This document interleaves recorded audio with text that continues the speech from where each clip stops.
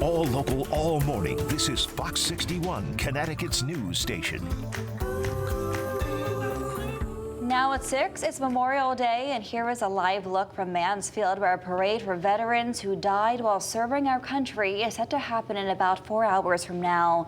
This is a look at the Mansfield Center Cemetery, where the parade will end and a ceremony will be held.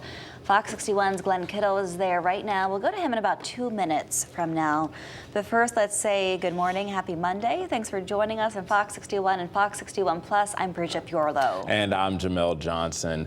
Matt Scott, I mean, what are we looking like right now for this Memorial Day? So we're looking better than we've been, and that's a few steps in the right direction. I think the parades are going to be fine this morning. That's always good news in terms of what's in store for the rest of the day. Better. That's the word you're going to hear me say a lot this morning. Better. It finally feels right.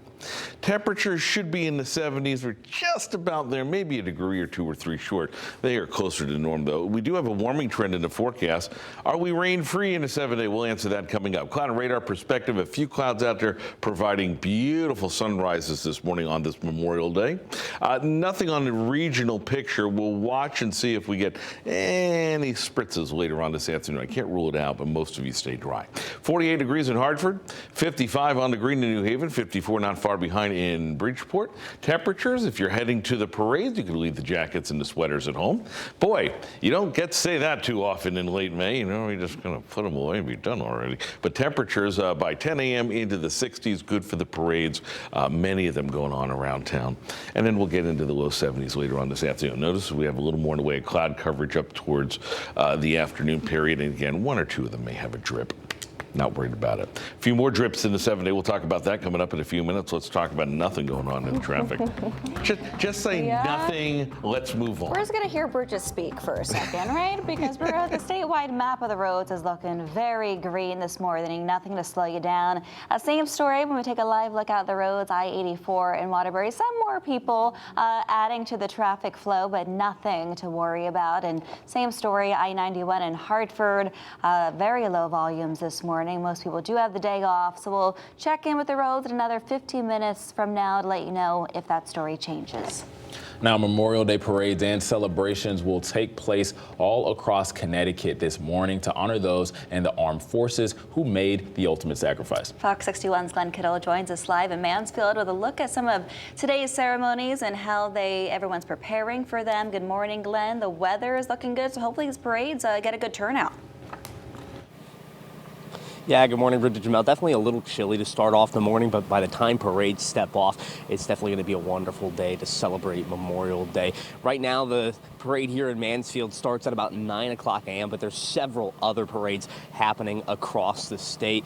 This one kicks off at Route 195 and Bassett Bridge Road in Mansfield, and they'll travel north down Route 95 down Cemetery Road. All veterans and active duty personnel are invited to march at the head of the parade, and they'll end at the new Mansfield Center Cemetery, where there will be a short ceremony where people will get the chance to pay their respects to those veterans who died while serving our country.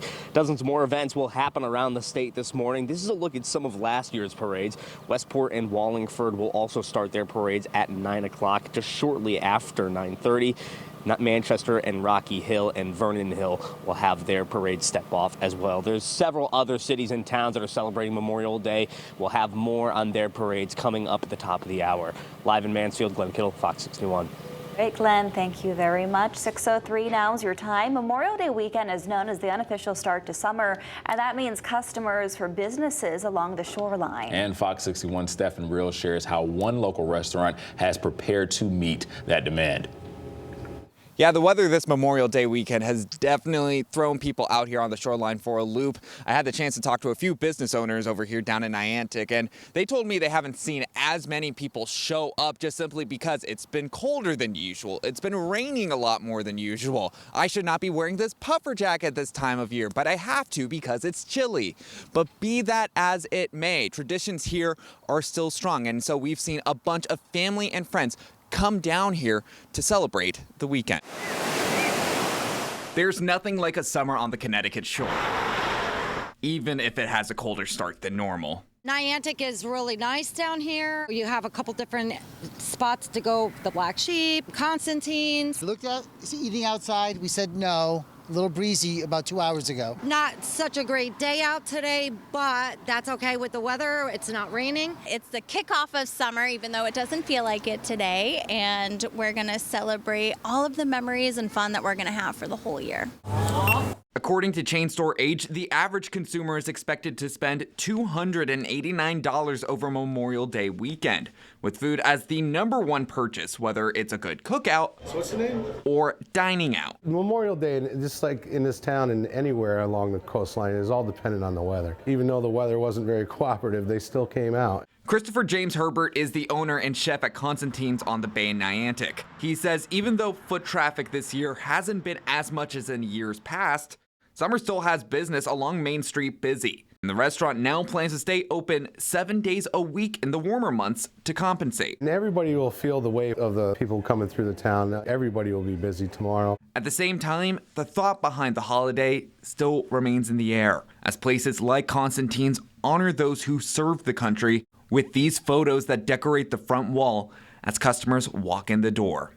Their loved ones who left it all on the line. There's a lot of military veterans throughout the whole area, and a lot of them have lost their lives. You just want to take and make people feel a little bit warmer when they walk through the door.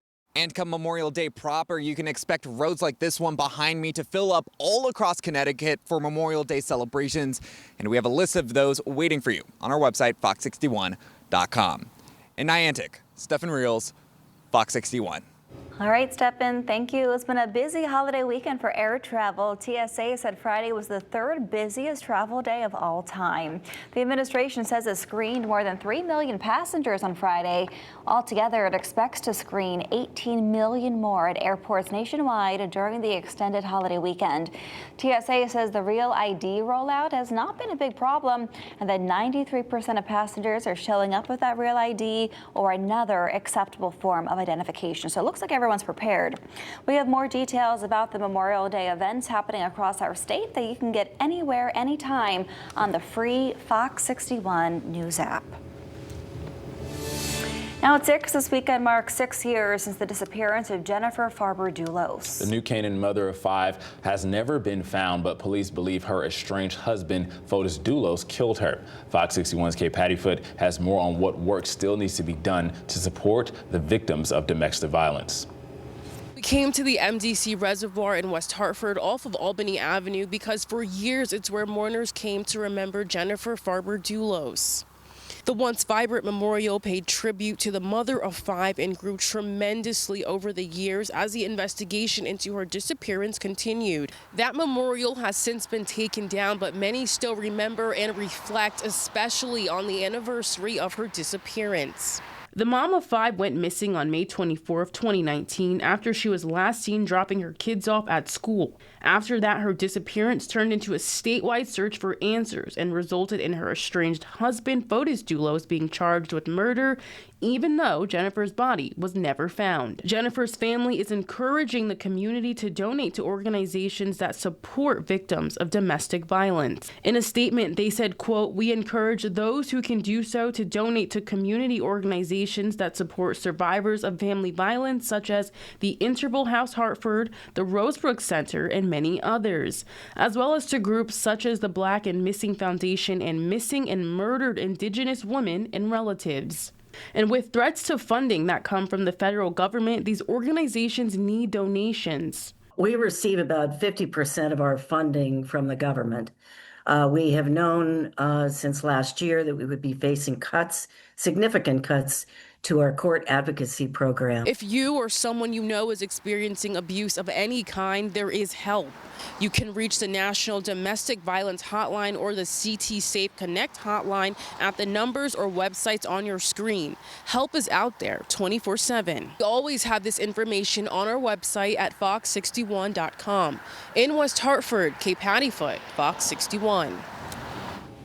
Now, in about 24 hours, union machinists at Pratt & Whitney will decide whether to accept or reject a tentative contract. That vote is expected to happen tomorrow. Pratt & Whitney and the union that represents the 3,000 machinists announced the revised agreement on Friday. While details of the deal are limited, the company says it addresses one quote, key points of interest among union members. Union members have been on strike since May 4th as they demanded better wages, retirement benefits, and health insurance. Senator Blumenthal, who's been an outspoken supporter of the union, released a statement that says, in part, quote, these dedicated workers deserve decent compensation, pensions, and job security as they produce the best aircraft engines on the planet, vital to assuring that America has the strongest air force in the world. 6:10 is your time. One person was hurt in a propane tank explosion that happened in Suffield. Firefighters say it happened at a home under renovation on 2nd Street at around 3 yesterday afternoon. We don't know at this time how badly the person was hurt or how they're doing this morning, but crews say the home was significantly damaged and can't be lived in for the time being. And a 13-year-old was hurt in a crash in Southington on Saturday evening. It happened near Meriden Avenue and the Meriden-Waterbury Turnpike. Police say the teen was on the moped and passed several cars that were waiting for the red light to turn. When the light turned green, police say the moped crashed with a vehicle that was making a turn. Police say the teen moped driver was hurt and they are still in the hospital. No one else was hurt.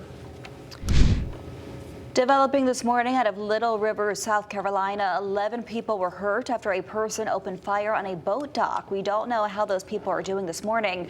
Officers said it was an isolated incident and there is no present danger to the community. They say there's no word yet if officers know who fired the shots or how many suspects there could be.